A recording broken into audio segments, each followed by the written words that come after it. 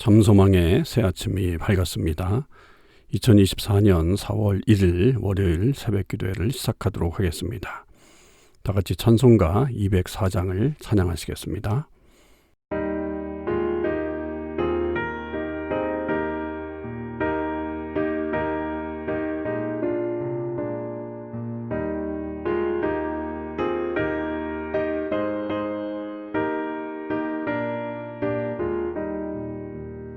주의 말씀 듣고서 준행하는 자는 반석 위에 터닫고 집을 지은 같아. 비가 오고 물나며 바람 부딪혀도 반석 위에 세운 집 무너지지 않네. 잘 짓고 잘 지세 우리 집 잘 지세. 만세 반석 위에도 우리 집 잘 지세. 주의 말씀 듣고도 벤치 않는 자는 모래 위에 터닫고 집을 지은 같아. 비가 오고 물나며 바람 부딪힐 때 모래 위에 세운 집 크게 무너지네. 잘 짓고 잘 지세 우리 집 잘 지세. 만세 반석 위에도 우리 집 잘 지세.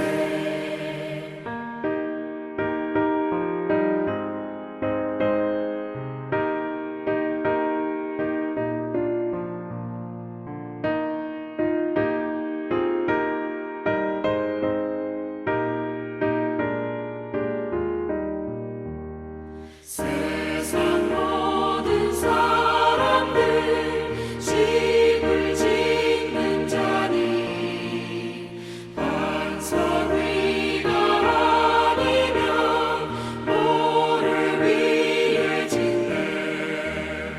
우리 구주 오셔서 지은 상을 줄게. 세운 공로 따라서 영영상벌 주리. 잘 짓고 잘 지세 우리 집 잘 지세. 만세 반석 위에도 우리 집 잘 지세.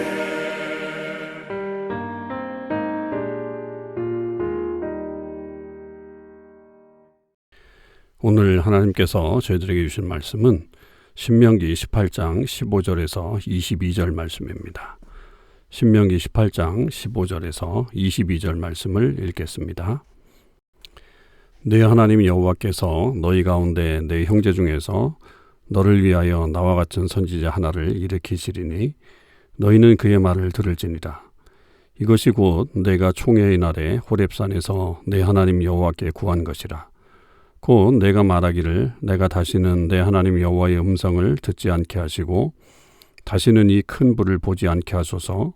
두렵건대 내가 죽을까 하나이다 하매 여호와께서 내게 이르시되 그들의 말이 옳도다. 내가 그들의 형제 중에서 너와 같은 선지자 하나를 그들을 위하여 일으키고 내 말을 그 입에 두리니 내가 그에게 명령하는 것을 그가 무리에게 다 말하리라. 누구든지 내 이름으로 전하는 내 말을 듣지 아니하는 자는 내게 벌을 받을 것이요. 만일 어떤 선지자가 내가 전하라고 명령하지 아니한 말을 제 마음대로 내 이름으로 전하든지 다른 신들의 이름으로 말하면 그 선지자는 죽임을 당하리라 하셨느니라. 내가 마음속으로 이르기를 그 말이 여호와께서 이르신 말씀인지 우리가 어떻게 알리요 하리라. 만일 선지자가 있어 여호와의 이름으로 말한 일에 증언도 없고 성취함도 없으면 이는 여호와께서 말씀하신 것이 아니요 그 선지자가 제 마음대로 한 말이니 너는 그를 두려워하지 말지니라. 아멘. 오늘도 이 새벽기도에 참여하는 우리 모든 참소망의 식구들과 또 하나님의 모든 백성들 위해 주님의 크신 은혜와 축복이 함께 하시기를 간절히 바랍니다. 특별히 이제 우리는 부활절을 지나서 우리에게 주신 또 다른 날들을 지나가게 됩니다. 주님의 죽으심과 부활하심을 통해 우리에게 주신 놀라우신 은혜를 기억하면서 이 한 주간도 주님의 은혜 가운데 승리하실 수 있기를 주님의 이름으로 다시 한번 축원을 드립니다. 이제 4월이 되면서 저희들은 다시 이 신명기의 뒷부분을 묵상을 하게 되는데요. 오늘은 18장 15절에서 22절의 말씀을 우리가 묵상하게 됩니다. 이 말씀은 매우 중요한 말씀이고 이것이 미래의 어떤 선지자 하나를 일으키신다라고 하는 그 말씀인데 결국 이것이 예수님에게 그 응하는 그런 예언과도 같은 말씀으로 그렇게 주어지죠. 특별히 이제 이 모세가 먼저 이제 백성들에게 하나님의 말씀을 전하게 되죠. 그래서 자기의 뒤를 이어서 나와 같은 선지자 하나를 일으키실 것이다. 그래서 그의 말을 들어라 이렇게 선포하고 있습니다. 그럴 때에 너희 가운데 네 형제 중에서라고 하는 말을 사용하죠. 이것은 결국 이 공동체의 진리를 알고 공동체의 의미, 특별히 이스라엘 백성들이 왜 출애굽했는지, 왜 가나안 땅에 들어가는지라고 하는 어떤 그런 정체성을 아는 사람 중에 결국은 이 선지자를 세울 것이다라고 하는 그런 말씀이죠. 이거는 이제 모세 시대는 아니고요. 왜냐하면 모세 시대에 선지자를 세우면 그쪽으로 또 향하게 되니까 모세 이후에 그 선지자를 세우는 것으로 되어 있는데 무엇보다도 중요한 게 그런 이스라엘 백성의 정체성을 인식하고 있고 그대로 행하는 그 사람이 결국 그 선지자가 될 것이다 라고 하는 것을 말하죠. 이것은 그 총회 날에 호렙산에서 하나님께 구한 것이다 이렇게 말하고 있죠.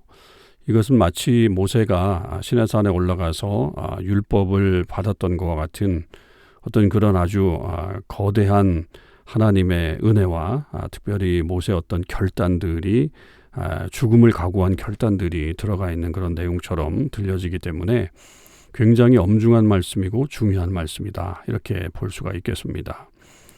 그래서 그것을 다시 이제 17절 이하에서는 하나님께서 모세에게 말씀하시는 것으로 한 번 더 강조하고 있죠.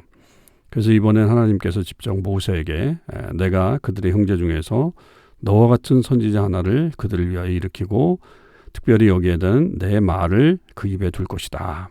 그렇게 말씀하십니다. 그러니까 이 선지자의 역할이 여기서 분명하게 드러나는 거죠. 그냥 그가 자기의 생각을 말하는 게 아니고 하나님께서 주신 말씀을 전하는 사람이 바로 이 선지자가 될 것이다 라고 하는 것이죠. 이게 굉장히 중요한 말씀이에요. 그러니까 아무런 말이나 자기가 생각나는 대로 행하는 게 아니라 이 말씀, 하나님이 주신 말씀을 전하는 사람이 바로 선지자가 됩니다.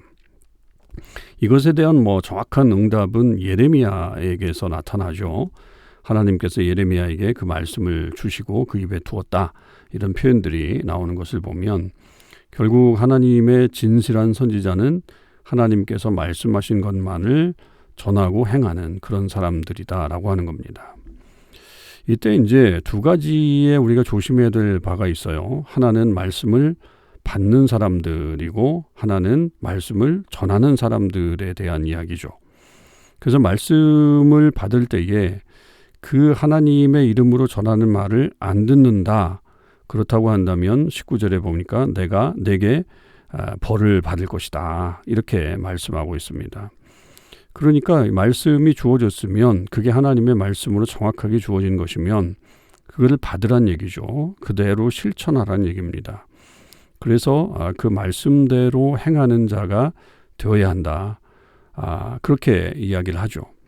그런데 이제 그 말씀이 진짜 하나님의 말씀인지는 어떻게 아느냐? 그게 이제 21절 이하에 우리가 어떻게 알리요? 이렇게 이제 질문하잖아요. 그럴 때에 그 선지자가 여호와 이름으로 말한 일에 증언도 없고 성취함도 없다면 그것이 하나님께서 말씀하신 것이 아니다. 이렇게 말하는 거죠. 그러니까 결국 그 말씀이 그대로 이루어지느냐, 진실하게 이루어지느냐, 그것의 판단이 된다는 거예요. 그 사람들에게 아무리 좋게 얘기하고 선하게 얘기한다 할지라도 그 말씀대로 이루어지지 않는다고 한다면 그건 거짓말이고 하나님 말씀이 아니다라고 하는 거죠.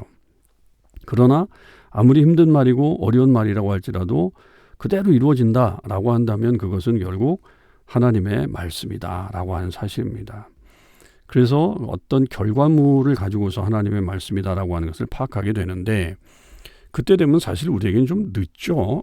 그 전에 듣고 어떤 일들을 행해야 되는데 물론 이제 결과적으로는 그래서 하나님의 말씀이구나라고 하는 것을 깨닫게 되지만 사실은 그 중간에 우리가 파악하는 것은 쉽지가 않아요. 그럴 때에는 결국은 이 선지자의 어떤 모습을 우리가 볼 수 있는 거죠.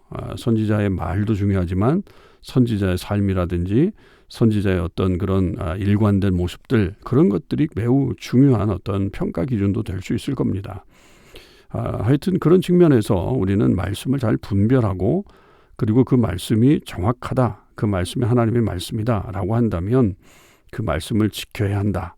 만약 그것을 지키지 않으면 벌을 받는다라고 하는 것을 먼저 말하고 있죠.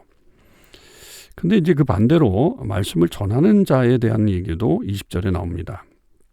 만일 어떤 선지자가 내가 전하라고 명령하지 아니한 말을 제 마음대로 내 이름으로 전하든지 다른 신들의 이름으로 말하면 그 선지자는 죽임을 당한다. 이렇게 말씀하십니다. 그러니까 하나님이 전하라고 한 명령이 아닌데 자기의 생각이죠. 자기 생각을 가지고 자기 메시지를 그렇게 하나님의 이름을 더군다나 들먹거리면 하나님의 이름을 가지고서 그것이 하나님의 뜻인 것처럼 여기고 그렇게 얘기한다면 그것은 옳지 않다. 그러니까 그 선지자는 결국 죽임을 당할 것이다 라고 하는 것을 분명하게 선언하고 있습니다. 그래서 말씀을 전하는 자에 대한 어떤 경각심 그리고 그 말씀을 전하는 자가 얼마나 제대로 전해야 하는가라고 하는 어떤 사명, 엄중함 그런 것들을 말씀하고 있는 거죠. 자, 여기서 우리는 분명합니다. 하나님의 말씀을 전하는 자나 받는 자의 모습에서 결국은 우리가 어떤 모습을 가져야 되느냐. 말씀을 전하는 자는 신실하게 하나님의 말씀대로 전해야 되고 하나님이 주신 말씀만 전해야 되고 말씀을 받는 자들은 그것이 하나님의 말씀이 정확하다면 그대로 순종해야 된다. 그렇지 않으면 결국 엄중한 하나님의 심판을 받을 수밖에 없다라고 하는 것을 말하고 있죠. 이것은 결국 나중에 말씀드린 대로 예수님에 대한 예언으로 이어집니다.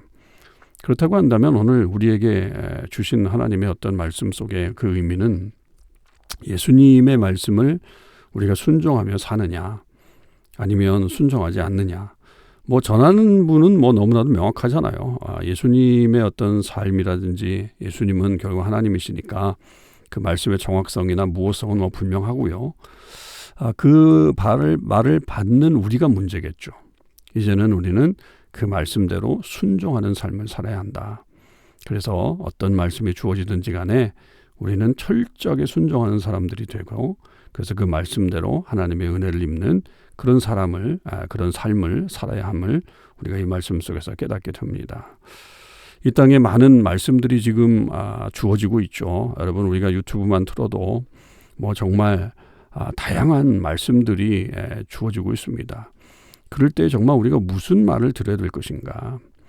그때에 먼저 우리 교회 하나님의 선지자 하나님의 이 종을 통해서 들려지는 말씀에 먼저 순종하십시오. 그리고 나서 여러분이 또 과외로다 들을 수 있는 말씀이 있다면 들으시고 또 그것들을 또 잘 이해하고 분별하는 능력들이 필요합니다. 아무거나 듣다가 여러분 우리가 혼탁하게 어지럽히는 그런 삶을 살지 말고 정말 하나님의 말씀을 잘 분별하고 듣는 저와 여러분의 삶이 있기를 주님의 이름으로 축원을 드립니다. 기도하시겠습니다. 하나님 아버지 감사합니다. 이제 부활 이후에 저희들이 또한 이 첫날을 맞이합니다. 우리가 고난과 주님의 부활을 묵상하면서 우리 가슴 속에 다시 한번 주님에 대한 깊은 사랑과 감사함을 들려드립니다.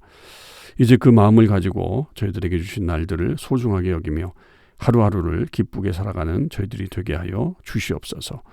무엇보다도 오늘 주신 말씀처럼 말씀에 철저하게 순종하는 주의 사람들이 되게 하여 주시옵시고, 무엇보다도 우리 주님의 말씀을 저희들이 꼭 간직하며 하루하루를 살아나갈 수 있도록 인도하여 주시옵소서. 오늘 하루도 주님께서 주신 날들을 소중히 여기며 살아가게 하시고 주님이 늘 동행하시는 귀한 은혜를 누리며 살게 하여 주옵소서. 감사합니다. 우리 주님 예수 그리스도의 이름으로 기도하옵나이다. 아멘. 성도 여러분, 오늘 하루 그리고 앞으로 계속 이 부활의 능력을 가지고 살아가는 주의 백성들 되시기를 바랍니다.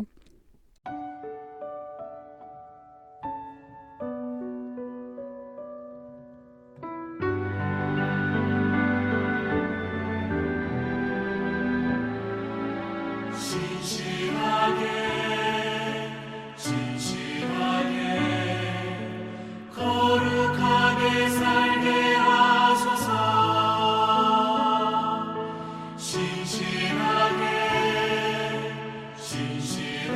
거룩하게 살게 하소서.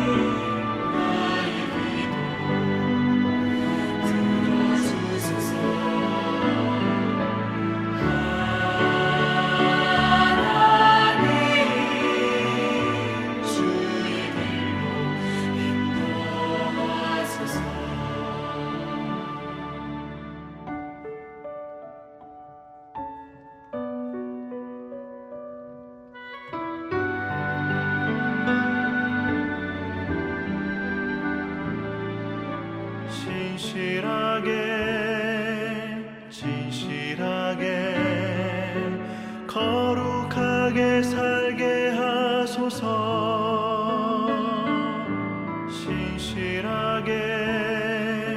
진실하게 거룩하게 살게 하소서.